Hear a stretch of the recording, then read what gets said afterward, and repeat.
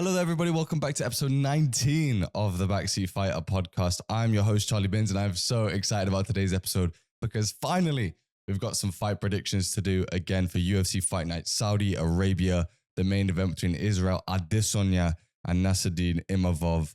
I mean, a lot of you guys know Izzy's my favorite fighter, so I'm so excited to get into today's episode. But before we start with all the predictions on the main card and a little bit of the prelims, I want to say subscribe, join the family, hit the notification bell. About 95% of the people watching the content so far are not subscribed. So please do that for me. It really helps the channel and it just builds this community that we're all in together.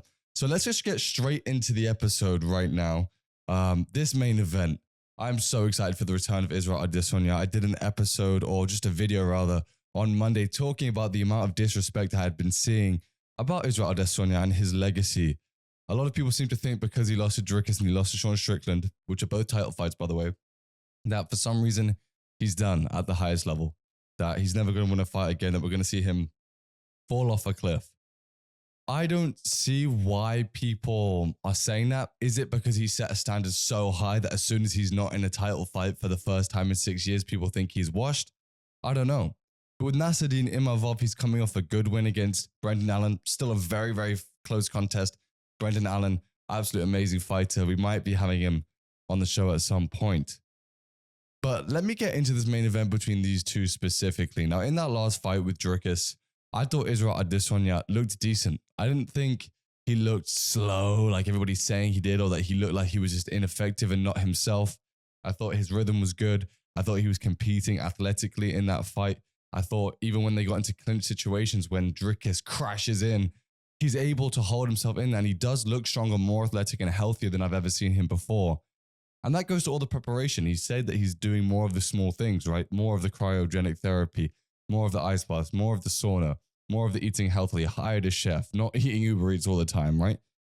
So I do see these small things, and that's why I have more confidence than maybe I would with other fighters, that even though he's approaching, the older years of his career, I mean, he's still only 35, still technically in his prime for a fighter, I would say, in terms of age, at least. But he's doing more things that are more productive to winning and being a better athlete than ever before. So that's why I have more confidence in him, that he's still at the top of the game, can still go back towards that title. Now, obviously against Dricus, that 2-second lapse of judgment, I don't remember exactly what it is, right? But he seems to make a signal, seems to lose focus for a second towards Dricus Du Plessis. Du Plessis takes advantage of that, and we see him take him down and eventually get the rear naked choke. And that's also something that you never thought you would see. Every time that Izzy has been in some sort of submission, so that being threatened to tap, he's always found a way out and always been very, very good at staying calm, composed, and defending submissions. But Dricus, you can't underrate the level of this guy. He looks awkward. He doesn't look that good, but he covers distance so well. He's so strong. He's so big. He's athletic, and he's smart, especially once he gets on the ground. And I remember being shocked. I was in London when I was watching that fight, and it was about 4 or 5 in the morning, maybe even 6. I had work at that point, and I had to go to work in about an hour. And I remember thinking, okay, Izzy's doing well here. It was like, I thought, it was 2-2 at the point, or it was 2-1 Dricus, and he was winning the 4th round, as in Izzy was winning the 4th round. So I thought it was going to be 2-2 heading into the 5th. And then before you know it, the fight goes from Izzy doing really well to having lost in about 3 or 4 seconds. And that's why I feel like it's more of a lapse of judgment than Izzy's no longer good. I think that's ridiculous. And yeah, I mean, everyone says it every single time, but we have heard that this is Izzy's best training camp since ever. Especially the way he's talked about finishing those really hard spider drills that they do at the end of camp, saying that he didn't even feel tired. He feels like he's in his physical prime. He feels like it's all adding up. That's why I think we're going to see a really good Israel Adesanya in this main event. Now, Izzy's best attributes are his off-rhythm striking, his understanding of the space, his ability to attack out of both stances. He's got incredible ability to disguise his attacks. You never know if he's going to the body, to the leg, or to the head with the kicks. He has an excellent question mark kick. And he's also got this incredible ability in his lower back to be able to move out the way of punches while standing still. He's got incredible mobility there. So sometimes he just leans back out of range. And because he hasn't moved his feet fully out of that distance between the two fighters, he can crash in and counter so effectively. Now, let me move on to Nasruddin Imavov. This is a guy who obviously got that win, as I said, against Brendan Allen. And before that, I watched his fight very recently before Brendan Allen. And you do see, it was with Jared Cannonier, I believe. Yes. And you see that he's got very slick boxing, a very good understanding of range, very good confidence in his ability, very loose shoulders, throws the shots with good rhythm, and understands, his abilities on the feet, right? This is not a bad striker. This is a guy who's going to offer some very, very good striking with Israel Adesanya. But even in that Jared Cannonier fight, you did see Jared landing that jab, landing that 1-2. And I just don't see a world in which Israel Adesanya is not going to land on Nasruddin Imavov. And we know the consequences of Izzy landing on you. People like to say he doesn't have that insane knockout power, but look at his record. He's knocked out a lot of people, but he's also patient. Israel Adesanya's idea and understanding of fights is so much higher than a lot of other fighters, let alone fans and media. He's never really been the type of fighter to go in there and look for a knockout. The only time I've ever seen him really sit in the pocket and really want a knockout was against Alex Pereira. The second time, I think he realized in order to win that fight, he was going to have to sit in the pocket and be willing to trade and not give up the ground, not let himself get pushed up against the fence. And if he did get pushed up against the fence, go for it. Don't stand there. So yeah, I just believe that if you look at that Jared Cannonier fight, even though Nasruddin Imavov ends up getting the finish, which was semi-controversial because I think it was either Jason Herzog or Mark Goddard. Forgive me, I can't remember.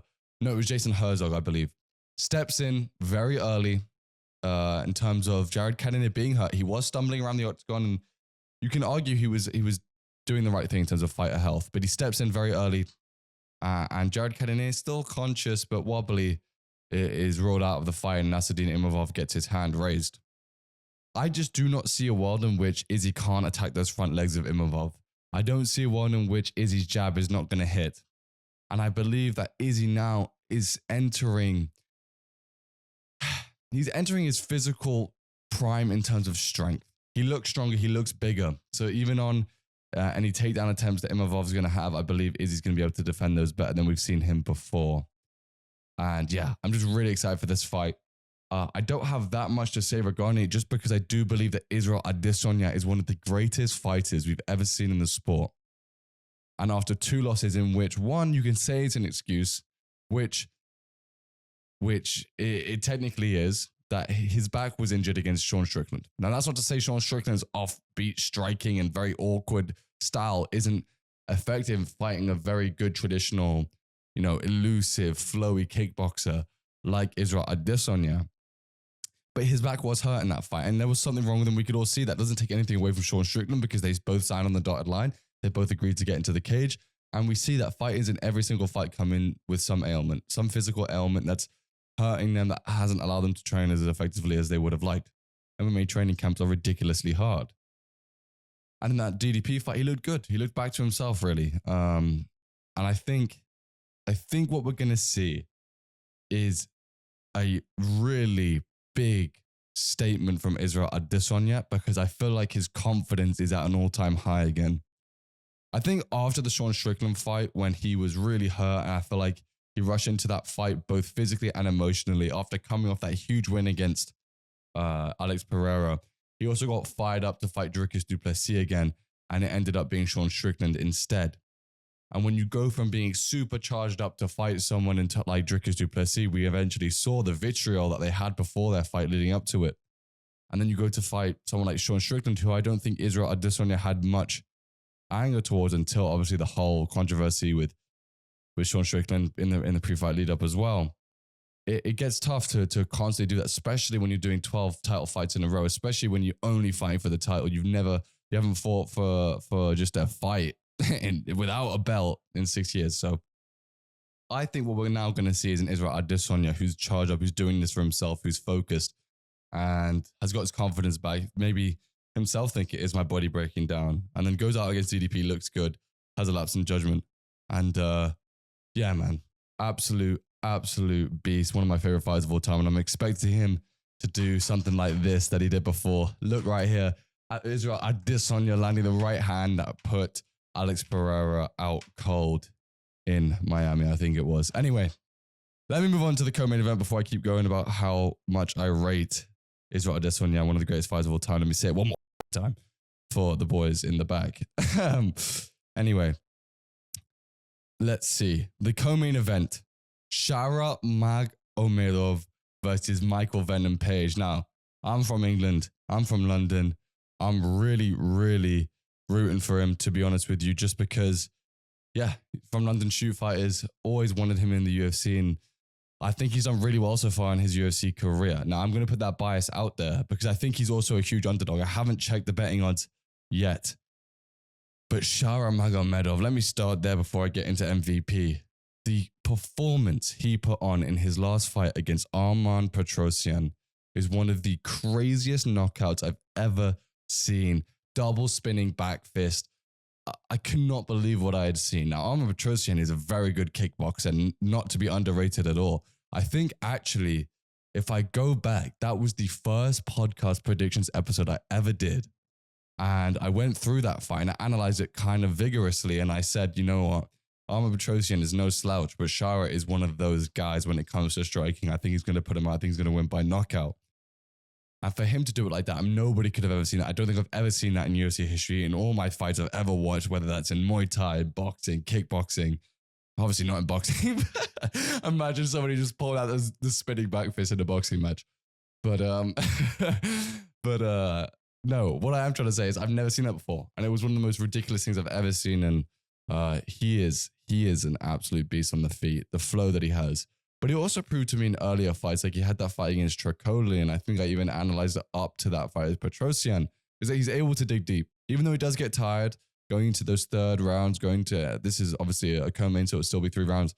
Going into those third rounds, he gets tired, but he still keeps his technique and he still possesses that power.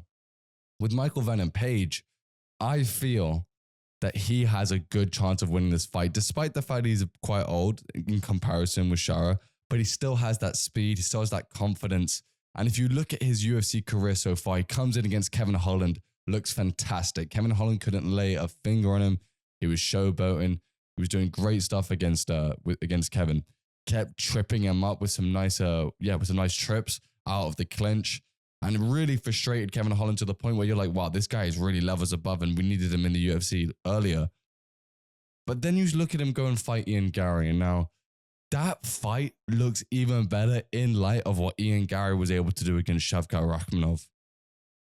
I mean, Michael Venom Page, I think it was in, if I'm not mistaken, the first round, he gets taken down very early. He makes a mistake. I think he goes for a front kick up the middle or a teep, and I think Ian Gary catches it, puts him down to the mat, and kind of stays on top of him for the rest of the round. I think he almost gets him in a rear naked choke. Michael Venom Page is able to escape or just last out the round. You know, he doesn't even try and get out of the body triangle, just kind of defends, makes sure he's okay, gets back to the store so he can start on the feet in the second round. And in that second round, you start to see the stand-up excellence of Michael Venom Page. You know, the ability to jab to the body, go over the top with the right, and that split karate stance, that point scoring karate style. It's absolutely beautiful to watch him close range, close down on his opponents, and he throws his shots so quick. And even that right hand, he has different ways of throwing it. He can throw it really straight. He throws it like an overhand. He throws it kind of like a looping rear hook. It's beautiful to see him work his magic. And I do believe that he has a good chance of winning this fight. Now, obviously, in that Ian Gary fight, let's talk about that a little bit more. In that third round, he makes more mistakes and ends up, getting his back taken in a fight where he was on top. He had actually got Ian Gary down to the ground. He was on top. He was controlling him. He decides to stand up because obviously that's his wheelhouse. He wants to be standing up. He was winning those positions. And then eventually Ian Gary is able to get on his back. And I believe that they probably gave Ian Gary that third round because of that back control, threatening the rear naked choke at the end. But Michael Page, I mean, this is a guy who I really believe can give Shara, who's undefeated right now, 15-0, a run for his money. And I wouldn't be surprised if he's able to pull it off. I have realized, by the way, that I didn't officially say what I was going to do in the main event. I'll take Israel Adesanya. And in the co-main event, I'm using the bias. I'm stating it out so you know what it's coming from. Don't get me wrong, I rate Shara, but I'm going MVP, baby. He's going to win that fight in the co-main event. Put your money on it. Actually, don't put your money on it. I never, no, I didn't say that. Don't do it. Anyway, I'm going to go now to the next fight on the card, which is Sergey Pavlovich versus Jarzinho Rosenstruik. Now, this is an absolute banger of a fight. I'm sure somebody is going out in this fight. Let's talk about Jarzinho Rosenstruik. Obviously, he's coming off that big win against Tai Tuivasa, I believe. And in that fight, he looked good there. But I really want to talk about his fight with Gaziev, I believe it was. Yes, Shamil Gaziev, who's also fighting on this card in the prelims with somebody who we might be interviewing, Thomas Peterson. So keep a watch out for that. But I want to talk about that Gaziev fight because he looked so good and calm. See, the thing about Jarzinho Rosenstruik, he's very underrated in terms of his actual technical ability. I think a lot of people think of that Francis Ngannou wild exchange that knocked him out in 15 seconds in the first round. But he's fought some of the best in that heavyweight division in terms of UFC history. He's fought in Almeida. He's fought in Volkov. He's fought Curtis Blades. He's fought Cyril Gane. He's fought Junior Dos Santos, Francis Ngannou, obviously, Alistair Overeem, Andrei Arlovsky. So you look at these names. These are all names that if you're a UFC fan, you know. So he's got incredible experience inside the UFC. And that Shamil Gaziev fight, beautiful jab, beautiful 1-2s, ability to go to the body. If you look at Gaziev's face at the end of that, his face is completely messed up. And Gaziev's a wrestler. Gaziev wants to take you down. But Jarzinho's jab, just popping him over and over again, so composed. And then eventually I feel like what happened was, if I'm not mistaken, is that Gaziev's in his corner. He has some problem with his eye. The doctors decide to stop it or the referee steps in. So he literally won that fight, in my opinion, by using his footwork, circling out, keeping the range, sticking behind the jab. And, you know, for someone who has got such tremendous KO power, you know, for him to win a fight like that, it's still a KO technically, but for him to win a fight with a really technical jab and staying on it, and then obviously go on and put that together with a lovely win over Tai Tuivasa. This is a guy who is ready, I believe, to fight somebody like Sergey Pavlovich. Now, obviously in Jarzinho's career, you look at his losses. He obviously lost to Alexander Volkov in that first round knockout. And he lost to Francis Ngannou, as I said. So he can get knocked out. And when you're dealing with Sergey Pavlovich, you're talking about one of the most notorious knockout artists this sport has ever seen. I mean, before he lost to our boy Tom Aspinall, you know, he was the scariest man in the UFC. He was knocking everybody out, the longest UFC knockout streak at the time. But he went up against Tom Aspinall in that, you know, big blockbuster short notice fight that replaced the initial booking between John Jones and Stipe Miocic. And Tom Aspinall went in there and showed the levels, knocked him out bad, knocked him out in a wild exchange. And, you know, that just shows the level that Tom Aspinall himself is at. But more than anything, you look at that fight that he had most recently against Volkov, and you saw a different demeanor. Now, Volkov himself has leveled up. Volkov himself has become a really, really different type of fighter who can fight out of both stances, who's a bit more disciplined, who is using his range better, using his height better, using his reach. And Sergey Pavlovich just in the end didn't have an answer for it and was very frustrated, as you could tell. By the end of that fight, he wouldn't go up and shake Volkov's hand. So what am I trying to say here? If we get the Sergey Pavlovich pre-Aspinall, pre-Volkov, who comes in with that level of confidence, that pressure, the ability to throw combinations, I think we can get a knockout from his side. The only reason I say that is because even if you look at that Tai Tuivasa fight with Rosenstruik and then that Gaziev fight with Rosenstruik, his offense is very disciplined these days with Jarzinho. His jab, as I said, looks amazing. But when he exits exchanges, especially up against the fence, he has the tendency to move out on a line, so move straight backwards and put his hands out or his hands down. And when you're fighting a guy like Sergey Pavlovich, one really hard punch connects with you, you're going to go out. Now, the thing with Sergey, what he needs to do in that case is not just throw the 1-2 because he has an incredible 1-2 or the one uppercut. He needs to go for a 3-4 strike combinations, pushing Jarzinho back. And if he does that, I believe he'll be able to get the knockout. But you never know Jarzinho because he also possesses that incredible power. At heavyweight, anything can happen. But I'm so excited for that fight. I think it's going to be absolutely incredible. And if I had to put my money on it, I'm going to go, it's so hard, but I'm going to go Sergey Pavlovich just because of the way that Jarzinho tends to exit exchanges. But you never know. After, having this air of confidence, that streak, that knockout streak, to going to 2 losses, it could play with you. It could mess up the way you approach fights. You never know what a loss can do to a fighter. And that's what makes fighters special, is their ability to come back from losses. And I'm sure Sergey can do that. It's just whether Jarzinho uses that to his advantage and really puts the pressure on and is able to stick behind that jab and be disciplined and not get hit, basically. Let me move now to the next fight on the card, which is Said Nurmagemedov versus Vinicius Oliveira. Wait, there's another Nurmagomedov? They're just spawning out of nowhere, man. Oh wait, he's not related to Khabib. Okay. Oh, but he's still a beast. Damn. Anyway, so the next fight on the card is Said Nurmagomedov. I've just been told that he's not.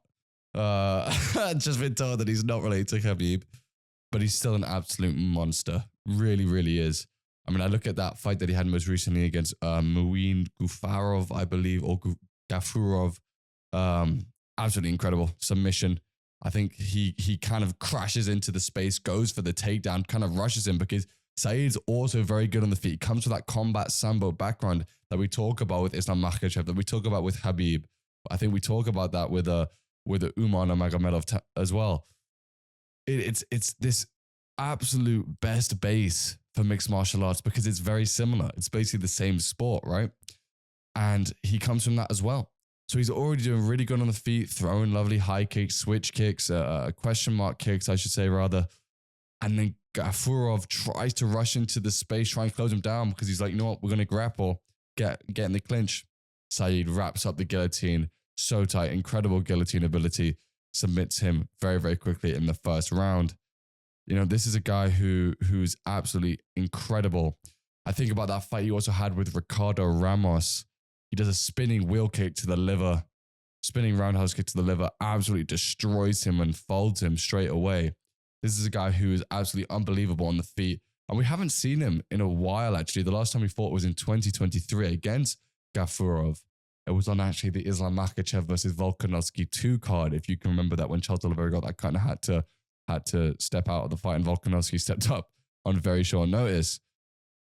But, I don't know why that necessarily is, but very, very, very exciting to have him back in the UFC, have him back in the fold. And I think he's going to provide an excellent fight, especially against a guy in Vinicius Oliveira, because my goodness, if anybody knows Vinicius Oliveira, and if you don't know him, he has probably one of the craziest knockouts I've ever seen. And it was against Sopai, just running, flying knee up against the fence. Probably was a contender for knockout of the year in 2024. Absolutely unreal. If I can, I'll put the screenshots up on screen, but wow. So I'm expecting absolute fireworks out of this fight because they're both so good on the feet. And maybe Said decides to take it to the ground, go for a submission instead of trading with a guy who's got that much power. When he's got KOs over Sopai, Madrigal, Yoshino. So this is a guy who, Yoshino was before the UFC, apologies, but this is a guy in Vinicius who came through the Dana White Contender Series and has won both of his fights in the UFC so far. One of them by absolutely devastating knockout in Sopai. What a way to make your UFC debut. Can you believe it? And he also has one of the greatest names ever, Vinicius and Oliveira. Like, can you get better than that? So very, very, very excited about that fight. But if I had to choose, I'm going to go. Ooh, it's hard. This is a very difficult one for me. I'm going to go with Said. No, I'm not. I'm going with Vinicius. I don't know. You guys choose. I can't pick that one. The first fight on the main card, rather, that I'm going to get into right now, it's Fares Ziam versus Mike Davis. I mean, Mike Davis is a guy that I'd really love to interview one day. I think he's so interesting. He's got really cool things going on outside of fighting. He's a good content creator on mixed martial arts as well, but he's also so technical. You watch his stand-up, it's so flowy, very good. But he's also improved so much in that grappling aspect. I mean, I look at his most recent fight against Nathan Levy, the Israeli, and he just showed a new incredible ability to grapple and just absolutely controlled Levy on the ground. He really used, as Dominic Cruz said on that broadcast, his ability to get that right underhook whilst he has Levy in the body triangle and he can't go anywhere. So he's just on his back, controlling him, being patient, looking for that submission. And in the end, he's able to get it. I think he gets him in an arm triangle, which Levy didn't defend too well as well. But, he's kind of setting up, cinching it in. And in that kind of short, brief space where Levy really should be defending that and trying to move and have some urgency, Mike Davis jumps over, steps over to the right of him, cinches it in and gets the job done.